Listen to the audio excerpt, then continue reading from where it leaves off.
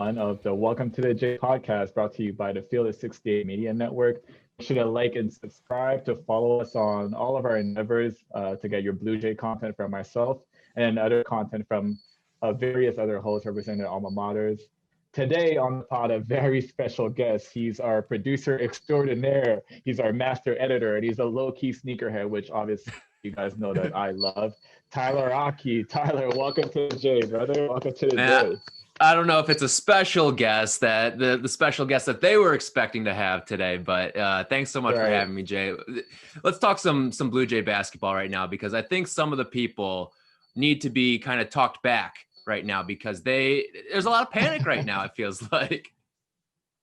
Yeah, if I know the Jays fans as well as I think that I do, losing 2 games in a row is never something that we're used to even. It rarely happens to the boys. So I'm sure they woke up this morning like, man, what is going on? What is the state of the team? But we'll get into it for sure. Just, I guess I need to correct you a little bit. Any guest of the J is a special guest, all right? So you are a very special and welcome guest. Well, thank you.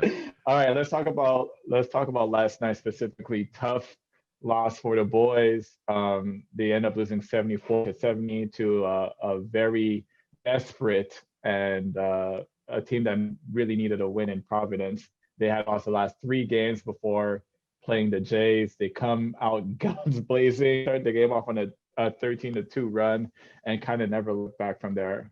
Tyler, I know that you saw parts of the game. Providence's start is something that I'm sure not a lot of people saw coming, but you kind of get that sometimes from a desperate team on the road, look to do whatever it takes to get a victory. What did you see early on in the game that stopped Creighton from getting into the flow of things early? Well, I think in particular too, when you think about Providence, this is a team that took Creighton down to the wire early on, and they probably had that hunger, like you were mentioning, in the back of their minds this entire game. And you got to wonder, did something like that play a factor? But to me, it's these slow starts, Jahenns. I mean, you look at it for this Creighton team a couple of times now where we have seen them start out slow. Both of these games, the Butler game and the Providence game, have both been slow starts for Creighton. And right. I don't know, what is it with you when you look at these slow starts, the Butler game, the Providence game, how do they get things going early on? Well, I know for a fact Coach Mack likes to script the first couple of plays. And if they ever get a stop and they're able to run on transition, obviously he lets them go. But that was the issue with Creighton, especially the first possession of the game. Watson got a really easy look down low, and that kind of got him rolling for his really big night. So they had a tough time defending the pick and roll and inside. Big got the offensive rebounds and put him back in, or he got his scores off of simple post up. And we have to play 5-on-5 against a really well-coached team. I think Coach Cooley is one of the more respected coaches in the Big East, if not in all of America. When you have to play 5-on-5 against that type of defense, that's really going to pay attention to scouting report and really make it tough. Tyler, you already mentioned the game at Providence where Creighton got off to a slow start. Really had to battle their way into winning that game near the end with that dunk by Christian Bishop at the end of that game. But when you have to play against a really tough and really well-schooled defense put on by one of the better coaches in America, it's always going to be tough to score and tough to come by no matter how good of an offensive team that you have. I look at the pace too of these games. Like you look at Butler, you look at Providence, they are 2 of the slower playing teams in the entire country, both offensively and defensively. Meanwhile, Creighton's a team, they like to get up and go. You know that. So how much do you feel like pace is maybe playing a factor in this 2-game losing streak right now where Creighton can't get out and play their game right now? That's a great point that you just, because Coach Cooley is great at slowing down Creighton's pace. He's shown it over the years. I was a victim of it in our 2013-2014 team. They'll just kind of run that flex if they feel like things will go out of hand. They'll run that flex for about 27 seconds and get the last shot or get a shot near the end of that shot clock in order to slow down the pace if it's not to his liking. But what I kind of saw, particularly from Providence, especially early on, was when they got their defensive stops, when Creighton was unable to make shots, they got the rebound and they really tried to push it up in transition and see if they can get some sort of early offense going. And when they didn't have that, they would pull it back and actually run a set and slow down the pace again. So the Butler game, Creighton had a tough time dictating the space. I thought Marcus Zegarowski being out for that game played a big part in that. But this game as well, Marcus comes back. He had a pretty solid game if you look at his numbers, but really wasn't able to push the pace the way that we traditionally see a Creighton team be able to push pace. And he's so important, right? Like the way that he gets this offense flowing, the way that things kind of run through him, that's what they need. And maybe it's just the consistency of getting him back in the lineup. I don't know about you, but were there any big injuries that happened during your time at Creighton where we needed that guy in the lineup? And that's something that Creighton's kind of dealing with right now, is not just living without him, but now living with him, not necessarily in a limited capacity, but he's getting his legs back under him. He's getting his conditioning back and just getting back into the flow of what things used to be, when earlier in the season, they were blowing teams out. Yeah. I mean, you asked about like my experience. Grant Gibbs was that guy for me my senior year. We lost him for about 6 or 7 games right in the middle of Big East play. He hurt himself at Paul and then came back actually against DePaul at home later on in that year. And Grant was such an important part for us. His connection with Doug was what really made our offense click. But at that time, because we were all seniors, we all knew our roles and how to play well with each other. I don't think we lost the game during the time that Grant was out, if my memory serves me correctly. But Grant wasn't the push setter for us. That was Austin Chapman. Grant was really like the really savvy half court guy who uses his brains and his smarts to get everybody open and to put guys in good positions. Austin was really the pace setter for our team. So Marcus Zegarowski being out for a couple of games, it really does kind of affect the flow of things when he comes back, because those guys are playing at the pace that, let's say, Sharif was providing for them for the last 2 games, and now they have to kind of integrate Marcus back into that lineup and get the flow of things going back to his particular pace and playing style that he likes to play at. So I'm not surprised that they had a little bit of struggles getting their pace set early, but a lot of that also has to do with the way that Providence played defense, the way that they were scoring on offense and forcing Creighton to play in a half court setting. I wanted to ask you a question too, Tyler. Obviously, we're talking about the importance of Marcus Zegarowski. What did you see from him in particular last night that gives you, or should give, Creighton fans some hope moving forward that everything will be fine and that the team will be able to right the wrongs of the last couple of games? Well, it does seem like he's a steadying force. Like usually when you see teams go down 10, 15 points, it's almost like full on panic mode. But with him and with Damian Jefferson in particular, I noticed this with him. They're kind of the guys. Yep, exactly. They're kind of the guys that keep you in it. Now you just got to find the formula to have that killer instinct that, okay, we were down 12, we were down 15, we've cut it to 3. Now go take the lead. Like we saw them in the Butler game. They were down double digits. Then they go into the half. I believe they were down 7. They go out and they go up 7. But then you need that closer mentality towards the close of the games. And I think that's something that when Marcus is back and when he's in the lineup for these games, that's something that they're going to have. And I know they didn't show it as much in this game, but it's just nice to have that steadying force of Damian Jefferson and then Marcus Zegarowski, where those are 2 guys that I think this is more of the outlier than the norm in terms of they'll be able to claw their way back and close these games. And again, the fast starts are going to be important. I think that when Zegarowski is fully healthy, they're going to be able to have more fast starts. You're definitely right about this being the more outlier than the norm. I mean, you look at the box score, Damian Jefferson with 26, Marcus Zegarowski with 17, Christian Bishop with 12.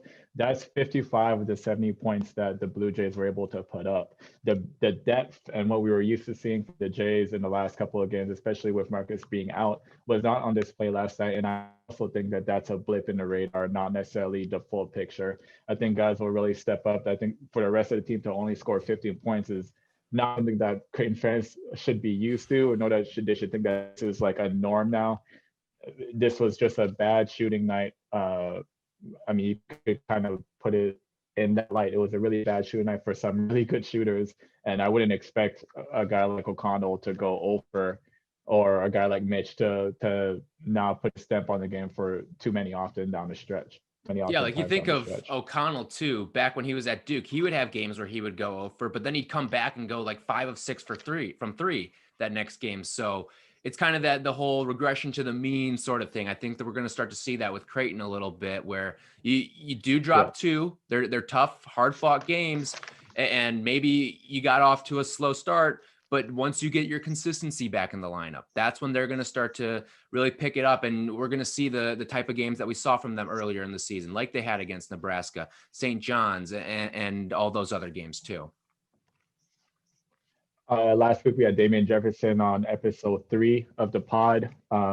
I asked him about, stepping up to the challenge of these big time Big East players who have the ability to go off on a team. And he spoke about his defensive mindset and all that stuff. But this is the third time this year now that we see a Creighton team really struggle against one particular player. They held David Duke to 12 points, which was great. He's Providence's leading scorer going into the game. But they had a really tough time with the big man Watson inside. We saw against UConn the first time they played them. I think Book had a really big game. And then Champagne for St. John's had a really big game too. So what is it about Creighton's defense that's kind of allowing individual guys to have some big performances, at least in those 3 instances? I think it's interesting with Creighton because the rebounding has been a struggle. Like I looked up the numbers that in Big East play, 6 of their 9 games, they've allowed double-digit offensive rebounds to the opponent. So that's, and you mentioned a number of those guys. Yeah, exactly. But you mentioned all those guys. A lot of those guys are big guys or they play down low. And so that's creating easy second opportunities for the opposition. And that's probably something, and Creighton's not a huge team in terms of height and size, but there are ways to maneuver around it. I look at a team like Pitt. They've got Justin Champagny, who is one of the best rebounders in the country, but he's not a big guy. So you just need guys to kind of play a little bit bigger than they are. So that's one of the things is that when I look at Creighton, you got to find ways to make rebounds happen. It's this. It's a lot. Rebounding is a lot of height. You can throw it into the equation, but a lot of it is effort too. And are you going to find a guy, mark a guy, box out? And another way to do that is if you are boxing out effectively, you're going to draw some fouls along the way. And maybe the guy who's going out there and getting 3 or 4 offensive rebounds, you might take him out of the game early because of foul trouble.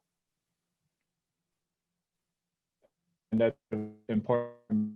If you look at this Creighton team across, not the tallest team aside from Kalkbrenner and them coming off the bench as a freshman, but they've done a pretty good job, in my opinion, of boxing out. I saw them play a ton last year. Obviously, I saw a bunch of games this year.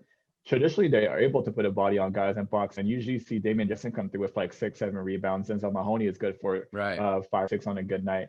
But like you said yesterday, it was kind of a struggle for the boys to secure the rebound and not have those second chance opportunities come back and bite them, especially in that middle part of the second half where Providence is trying to pull away and you're really trying to claw back into the game once again. After being down 17 in the first half, you claw back to a 5-point lead to end the first half. Once again, Providence kind of goes on a run in the second half and you have to claw back and claw back and claw back. So yeah, it's very difficult for a team to put their fingerprint on the game when they just continuously give up second point opportunities and second point shots. It's interesting you bring up the runs and the clawing back. You've played in that arena. And this is a home game that they lost yesterday. How much is the no fans hurting these guys? Because you got to imagine, I look at it in 2 lenses though. Like that Butler game, probably not going to overtime. If Hinkle's rocking, I find it hard to believe Creighton's getting back into that game. But on the flip side, in this Providence game, maybe Providence doesn't get out to as big of a heater as they do from the gate, but they also probably don't pull away in the same way. And once Creighton gets rolling, then once they pull it within 3, they probably get over that hump. So how much do you think the no fans is hurting this team? It's hurting this team at home a ton. I can promise you that, because there's nothing like it was Century when I was there, Shai Health Center now. Nothing like Shai Health Center rocking when you go on a run, especially like if you're down big early, the fans really get on their feet and they try to give you that energy. Before you know, you could turn it around on like a 9-0 run, force them to call timeout. And then you'll hear, "Can You Feel It?" Michael Jackson playing as you're walking to your bench and everybody's on their feet clapping along to that song. Like that's a Creighton thing. If you're a fan or if you've played, you know exactly what I'm talking about. But not having the fans there when they're clawing back and you see the guys really dig in and give effort, but like that extra boost of energy, that extra boost of adrenaline that they would normally get from a captivating crowd is just simply not there. And you really have to just dig down even deeper and try and find that extra bit of energy. And it's difficult. I'm playing pro right now with no fans in the stands, everywhere we go. It's still kind of like an eerie feeling when teams are going on a run and there's really no reaction to be had. Like it's really a internal thing where you have to find a strategy, find the guts, find whatever it is that you have deep down inside you in order to keep going and fight through those tough stretches. So it's affecting everyone. And like I said, they're only about 15 games in now, 14 games in. So they're still going to have a chance to learn from this and really learn how to play without a crowd. And I see them getting better as season goes on. But no, you're 100% right. There's no crowd, and not no crowd. They had some fans in the stands, but the limited crowd is not giving the boost and the energy that usually the big crowd does. Yeah, I look at their conference schedule right now. 2 of their 3 losses in the Big East have come at home, which is just something that you would not expect out of this Creighton team, especially a highly ranked team. So looking forward for Creighton, who has been in your eyes the guy who's not getting enough credit right now for what's going on and why this team has had so much success? Because yeah, we can nitpick through the past 2 losses, but overall, this is a team 15th or 11th in the country, 15th on KenPom. They're having a ton of success right now. Who's the guy who's not getting enough credit through it all? Not enough credit. I mean, I'm a strong believer that Damon Jefferson is the unsung hero, and his game is not super flashy, and it's not what you would expect from let's call him a big time player, which is what I believe him to be. But the man puts his hard hat on and he goes to work every single game. And even the game like Butler in their loss, where he kind of struggled. If you look at the box score, he still did well enough. He did the stuff that the team was asking him to. He got some rebounds. He helped in the assist department. He helped in the scoring department. But missing Marcus at Butler was a big detriment to the team because it just didn't have that extra score to help out with what Mahoney was doing. If you look at him last night, he was the leader all over the floor. Like he really boxed out. He got rebounds. He got in transition. He made some tough shots in the paint. He made some of his free throws, and that's what you need. So like, in my opinion, he's still the unsung hero. He's still the guy who doesn't get enough credit. But I mean, it is what it is at this point. The boys, we have to step up and come as a collective in order to get these wins. Because we could talk glowingly about their offense and all that stuff as much as we want, but until they continue to put wins on the board, and this is not going to be a happy staff, and it's not going to be a happy team. And the Creighton fans, as loyal as they are, every once in a while you could kind of start hearing the murmur and the hopes kind of disintegrating from the fan base too. So the boys can pick it up. I'm sure they know it. I'm sure Mac knows it. I'm sure they're going to practice hard and get back on the floor against a really tough UConn team. But yeah, they really need to start stringing wins together, just like that flag that's behind you. So you bring up this little rough stretch, and I'm sure you went through a couple of them when you were a player at Creighton too. What is Coach Mac's message right now? What like first day back after a tough home loss? What is Coach Mac's message at practice after a little 2-game losing streak? First, he's for sure going to watch film and really dissect the points of the game or the parts of the game that he thought that the team struggled in. And Coach Mac has always been great at doing that. He'll really be specific about what needs to happen in certain situations and where to lack communication, or where guys were in the wrong place at the wrong time. He's really good at picking that apart and then really drilling those things. I remember for whatever reason, my sophomore and junior year, we went through 3-game losing streaks like in the middle of February, and it always happened in the middle of February for us, and we couldn't figure it out. But Mac and the staff always had a positive outlook on things. I think I mentioned in the last podcast with Avery, he would always say, it's never that good and it's never that bad. The truth is usually, somewhere in the middle. And he gives that kind of perspective to the staff and to the players that, no matter what happened yesterday, if they were able to claw out that and win that game, there's still negative things that they would have to fix in order to become a better team. So I think that's just what that mindset is going to be, that they're going to have to continue to work and get better at certain points in order to achieve what their goal is. Ultimately, is obviously to win the Big East, to win the Big East tournament if they end up having one, and also go as far as they possibly can in the NCAA tournament. I look at this Creighton team, and of course, shooting's the calling card. You played on a number of very, very potent offenses when it came to shooting the basketball. when you guys struggled, was it just because you guys weren't making shots, or was there something extra to that sometimes? Yeah, sometimes it just the ball doesn't fall. It's like I'm watching the game yesterday. Oftentimes the team gave up a good shot for a great shot. O'Connell had a couple of great looks, especially in the first half.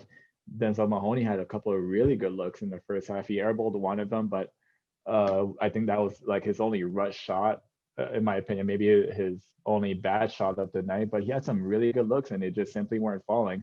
Are you going to tell Mahoney that he shouldn't shoot those shots? Absolutely not. The man obviously showed what he can do. He put up 29 against Butler, right? So sometimes there are those nights, but when the shots are falling, what else can you do to win the game? And I think, like, I would say every team needs that second identity. Like, if your primary identity is a really good defensive team, let's just say you struggle defensively for a night, what else can you do to come away with a win? And I think Creighton really needs to figure out what their second identity is.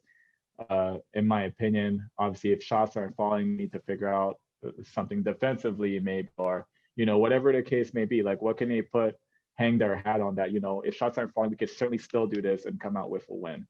I think they have yet to find that for this year's team.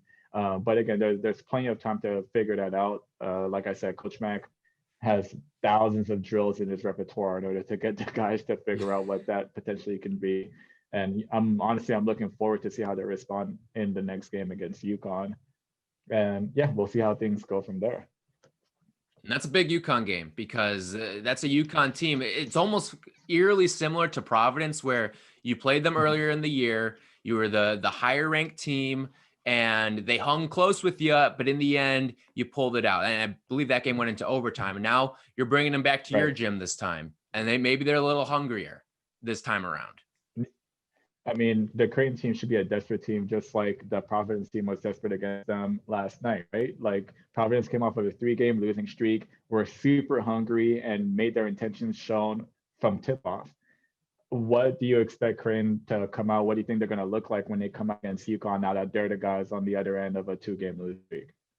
You got to imagine, I mean, you almost want to stick to your calling card, because if you can go out there and if you hit like 3 of your first 5 threes and really get rolling offensively, that can kind of get your mojo going. Obviously, a lot. like it's obviously a lot easier said than done. But for you, like, when you guys are, like, imagine a time when you guys were going through a little bit of a rut. You got a big conference opponent coming up, and the slow starts maybe have been hampering you a little bit. What did Coach Mack, you mentioned the scripted plays, but like, what's he sort of drawing up to get this offense going? We were lucky. We had an All-American that we're just like, look, we're going to run this play for you. Go get us a bucket to get everyone else going. Get out of the way. It was like from the Last Dance. Everyone get out of the way. The Doug Collins approach. We were pretty lucky. Yeah, exactly. Set a couple of cross screens for Doug. He'll figure it out. Like, and then we kind of get our feet underneath us defensively. So it's still, in my opinion, still going to be a scripted play. Coach Mack is a guy that he's really into routine. Like, that's what he does. That is how he enters a game. That is his mindset. So the first 2 or 3, 4 players, like, they're going to know what they're supposed to be doing. It's a matter of team executing and getting the easiest shot that they possibly can, because in reality, you look at the team. So let's just say this UConn team, you kind of see what the deficiencies are on defense, and Coach Mack is going to try to exploit that early on and see if he can get them to adjust their defenses to the way that Creighton ultimately wants to play. So in my opinion, it starts on the defensive end. Let's just say they lose the tip. Can't really afford to allow UConn to get on a roll and score in the first 3 possessions of the game. Like, they really have to settle down, get a stop in order to get their pace and the plays that they want to execute going. If they're unable to do that, it's going to look similar to what we saw against Providence, unfortunately, where, one team has it rolled, they're running their sets to perfection, they're chewing clock and getting the shots that they want at the end of the shot clock, and Creighton's just unable to get up and down the way that they really want to, no matter how many sets that Coach Mack has up his sleeve. And this isn't just the micro look of the UConn game. I mean, this is going to be a theme moving forward for the rest of the season too. Like, you can't afford to get out to some of these slower starts, especially when you're an offensive reliant team. But defensively, what do you see out of this team in the early stages of the season that either, all right, let's tighten that up, or I really like that, let's keep that going? Uh, one thing that I see them defensively, one thing I have a little bit of a critique on, sometimes they switch. I know they want to switch 1 through 4. They trust Marcus and Sharif to really fight against bigger guys in the post, and they dig at the bigger guys. They sometimes come in with a hard double, but sometimes on the perimeter on simple, like cross screen and down screen actions and stuff like that, where they don't necessarily need to switch, they do. And that really comes back to bite them at near the end of the shot clock, where all of a sudden you have mismatches all over the floor, and then you have to fight for that defensive rebound, which we spoke about earlier, is something that Creighton has struggled to really collect and end defensive possessions with a rebound. So I would like to see them not, commit to switching so early in the shot clock, maybe fight through a couple of early screens and really switch near the end of the shot clock in order to challenge shots, as opposed to when a shot goes up because of an early switch, now you have a big guy on the other end trying to get an offensive rebound against one of our little guys. So that's one of the things, if I had a critique on about their defense early on, that would be one of those things. Yeah, and I think those are all valid points too, especially when you play with such positional flexibility, like you mentioned, Creighton does, the ability to switch 1 through 4. I think that you're right. That is really important. So, any last things that you really want to get into with this Creighton team? Because again, you're only about halfway through this conference season. There are still a lot of basketball left to be played, but you look at a team that was in the top 10 not too long ago, and a 2-game losing streak. It feels like the sky is falling. That's what it is when you have high expectations and you know that you have a really good team. I mean, we're really blessed to be in this position, if you think about it, really, where a 2-game losing streak, people are just like, oh my God, what's going on with this team? How can they be fixed? Like, a lot of teams go through this, but the hype and the hope is not so high that a 2-game losing streak is something that is really like questioned and critiqued. But we're blessed to be in this position. The staff has worked hard to put this team in this position. The players have worked hard to put themselves in this position. And if you want to be a top 10 team consistently, you have to prove it night in and night out. Unfortunately for them, the last 2 games has not gone their way. And now it's kind of like, show us that you are that team that we think that you can be. Show us that you are as talented as you are. Show us that you're a good shooting team that you're supposed to be. Show us that you can be tough defensively and switch and really battle on the boards and not allow teams to out rebound you. And then, those questions will be answered. And I have the utmost confidence in this team. I've said it multiple times on this podcast. I've said it when I've been guests on other people's podcasts. I believe there's going to be a team that's going to make it to Sweet 16, Elite 8, knock on wood, if nothing bad happens. But again, I'm going to pretend like I'm from Missouri. You're going to have to show me, you're going to have to show me what you guys are all about. And then obviously I'm always going to be a fan of this team, but I really want to see how these guys respond in the next game against UConn. Yeah, it's a nice little stretch here. You got UConn, and then you got Seton Hall coming up, so it's not going to be easy. But that's the nice thing about the Big East too. I'm looking forward to it, man. Yeah, that's the nice thing is like, okay, you lost to Butler, you lost to Providence, 2 teams that you're better than, both of those teams, but now you've got a chance to pick up some quality wins along the way too. We got to talk about Mitch Ballock as well. Obviously the last 2 games in particular, he's really struggled to make shots, and it's something that's super uncharacteristic of him. I know Mitch very well. His work ethic is second to none.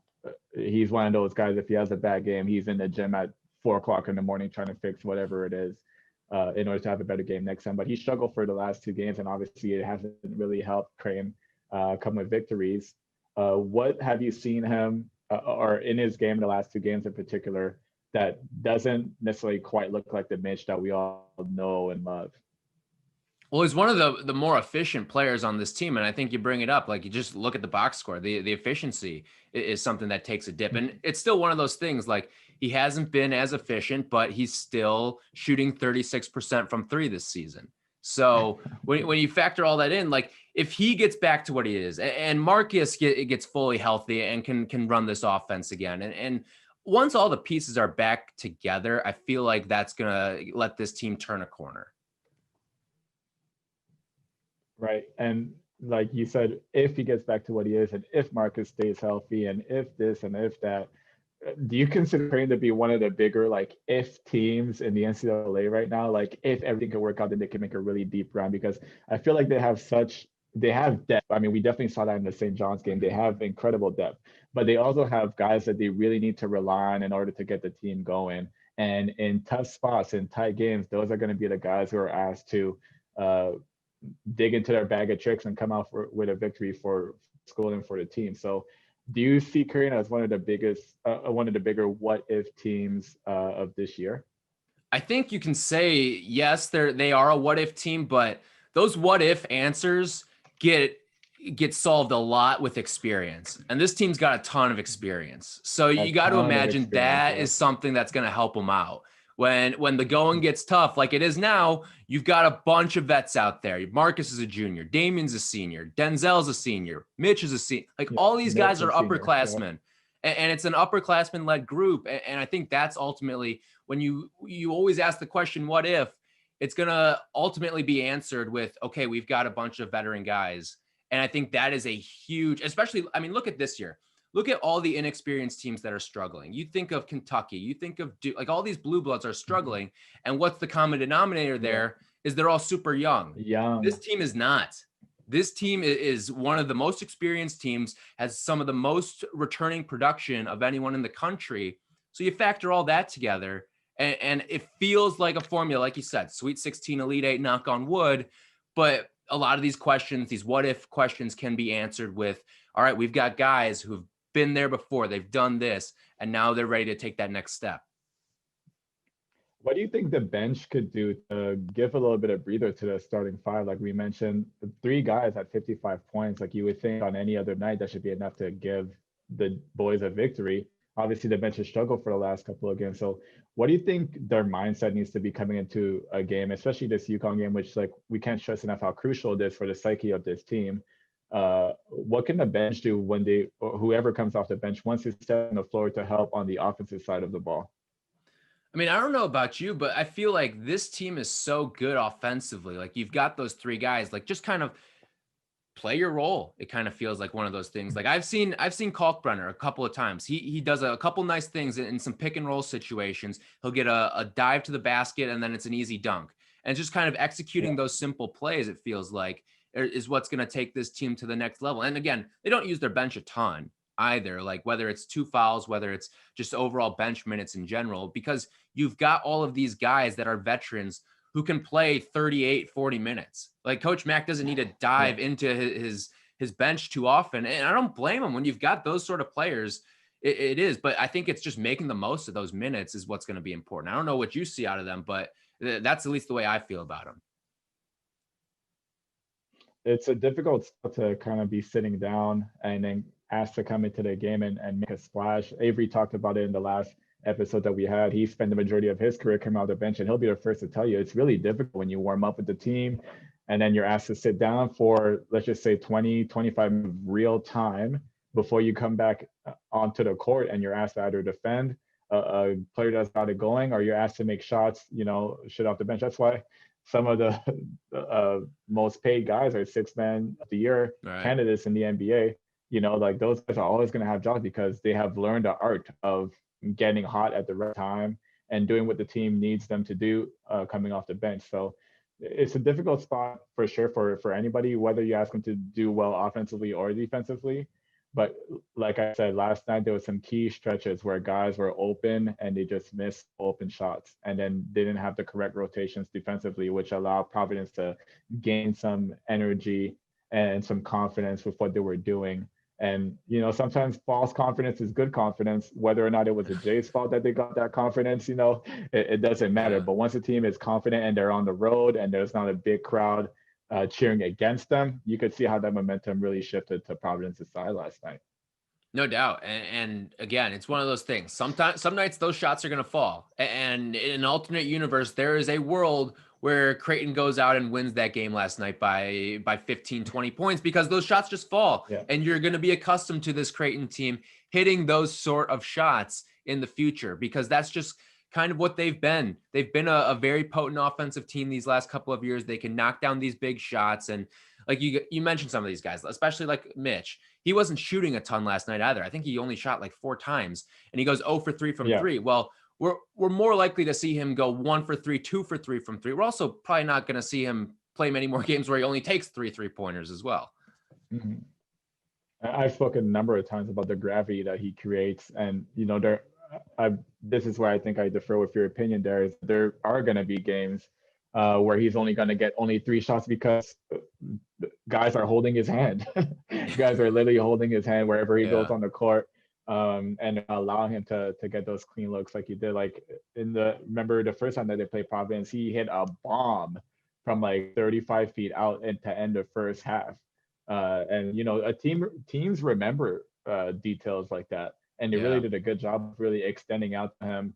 And that was Providence's game plan, and obviously it worked out for them because Marcus, obviously coming back from injury, tentative at times to drive and to get into the paint when those driving lanes opened up because of the gravity that Mitch has. So guys are going to have to step up if teams are really going to be hugged onto them. That means other guys are going to have opportunities to score, and they need to make the most out of those opportunities, in my opinion.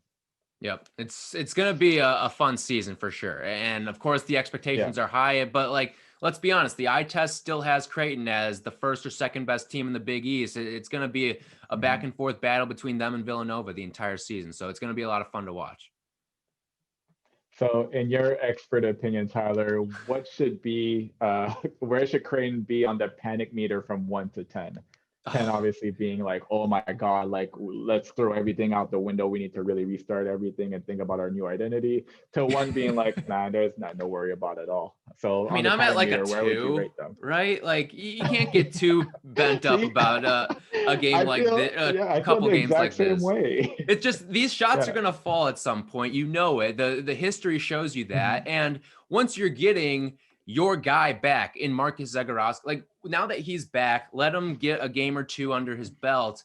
And it's going to feel like things are going to get back to normal. You're going to see more performances like we saw out of them against Seton Hall, St. John's, those ones where they're just going out and killing people. I think there's still plenty of those left in the tank for this team. So I think once you get the consistency back in the lineup, but that's why I'm at a 2. Just this is a non-issue for me right now. Honestly, I can agree with you more. I'm literally right at a 2 with everything that we said about like some of the negatives that some of the things that we think that they could fix, either strategy wise or, there's so many things that we talked about where we could say, okay, they could do this or that better. I'm still at a 2, man. Like this is a really. What do you think Blue Jay Nation's at right now? Where's Blue Jay Nation's based off on what you read on Twitter, the texts you get, the tweets you get, all that stuff? Where's Blue Jay Nation right now? I didn't even have to go on social media to kind of see what the temperature was at. I already knew that they were going to be at like a 7-8 potentially, because that's just the expectations that we have for our boys. And like I said earlier, rightfully so. Like, we have been a part of a great transformation at Creighton. Coach Mack, in his tenure, has led this team from a Missouri Valley team to a Big East team. And with that pressure and expectation and all that stuff rises. So we've come at a point now being defending Big East regular season champions, having that share with Villanova and Seton Hall last year. Now the expectations are really high for our team that returned the core of that group that won last year. So I know that their panic meters are like a 6, 7, 8, but I'm telling you guys, like it should really be at like a 2. If you really trust the word that Coach like Mack some puts parting in, words. Parting words, like settle them down a little bit here. I'll tell you the reason why I'm at it 2 is because I know Coach Mack and I know the staff. I know the players. I've had relationships with them in the past few summers, coming back and working out with the team and working out individually and seeing who's in the gym at what time, like secret time. When I'm back in Omaha in the summertime, I do my work super early. I wake up at 6 a.m. I'm in the gym. I get my shots up. Right after that, I go lift. I'm telling you guys who are on this current team right now are up there with me at ungodly hours, working on their own things on the other side of the gym as I'm doing my own thing on the other side of the gym. So I know the players, I know their work ethic, I know their hunger, I know how dissatisfied they are right now with having lost 2 straight games, and I know that they're going to come out swinging. the next few games, not just the UConn game. Obviously, cliche is to look one game at a time, but I just know the culture, and I know that the guys are going to look bounce back furiously in the next upcoming game. So that's why me personally, my panic meter is at 2. So I hope Creighton fans agree with me if they choose to do so. But you know, like I said, I'm sure they're at 6, 7, 8 right now on the panic meter.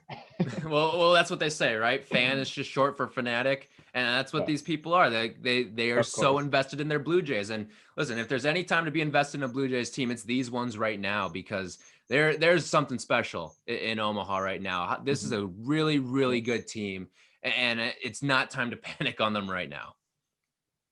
So you asked me the question, who's the unsung hero, or who's the guy who doesn't deserve or doesn't get enough credit as they deserve? I'm going to flip that question back to you, Tyler. Who do you think is the unsung hero this year's team? Guys that you've maybe been impressed about and just don't get the kind of, press or, accolade that they should? I think it's tough to really pin it on any one guy for Creighton, just because there are so many guys, so many vets. But I mean, I'm kind of with you. I kind of feel like it is DJ, and Damian Jefferson's a guy, like, we had him on the show, and it's just one of those guys who, when things start going wrong, it feels like he's the Mr. Figure It Out, the quick fix, the easy solution sort of guy, where, okay, just get it to him. He's going to get you a couple of quality offensive looks. He's going to create some good offensive possessions for you, just because he is that senior guy, that steadying force. And I'm sure you see it not just on the court, but in the locker room as well. And I think stuff like that's important, especially when you want to make a deep tournament run. That stuff matters. And for a guy like him, like we look in the game against against Providence. That game was out of hand at a certain point. Like, they were down 12, 13 points, and then they just gave it to Jefferson a couple times, and he'd get a couple easy layups, and then he'd get a steal and turn it into a transition bucket. It's that stuff that matters. And I think that's why, for me, he is the unsung guy on this team. I've said it often before, and I'll say it often again. That's my guy. Like, I've been watching his development for the last couple of years. To see this product of what he has become in his senior season, I'm always excited to see guys really get better and better until their last year, where they really get to show out. And I think this is kind of like his show out year. I see great things for him in the future. Wherever he ends up playing pro, he's going to be an asset to whatever team picks him up. But right now, I'm Creighton basketball, and he's certainly doing his part. Like, he's being leader, as communicating. It just, the last 2 games just wasn't friendly for the boys. And like I said, I have nothing but high expectations for them coming on the next few games, not just this UConn game coming up, but the next few games. I think we're going to see a different Blue Jays team. We're going to go our separate ways here shortly. Tyler, I want to thank you for coming on to the pod. Is there anything else that you'd like to say about this current crop of Blue Jays and to Blue Jay Nation in general? I mean, they're fun. Don't panic. I mean, this is a team that's going to get back to making shots. And I think we're going to see these next couple of games. They're going to make shots, and you got to hope those fast starts come too. I agree with you 100%. Thank you for being our 6th guest on the show. This was my producer, who's become a really close acquaintance of mine in the last couple of weeks. Obviously, the behind-the-scene guy of Welcome to the J. Now you guys have a chance to see him, to hear him, to see his perspective on the boys. Tyler, thank you so much for coming on the pod. Don't forget to like and subscribe to the Fearless 68 Media Network for more content like this from our various hosts representing their different schools, talking about the good, the bad, the ugly, and everything in between. Thank you once again, Tyler. Welcome to the J, brother. Hopefully you'll come back again so we could talk some more Blue Jay basketball. I mean, I don't think I have a choice. I'm here every time. I'm here with you every time. I'm locked in. Yeah, you're technically behind the scenes every time. So we will hear from you for sure in the future. All right. Go Jay. Take care, everybody. Stay safe.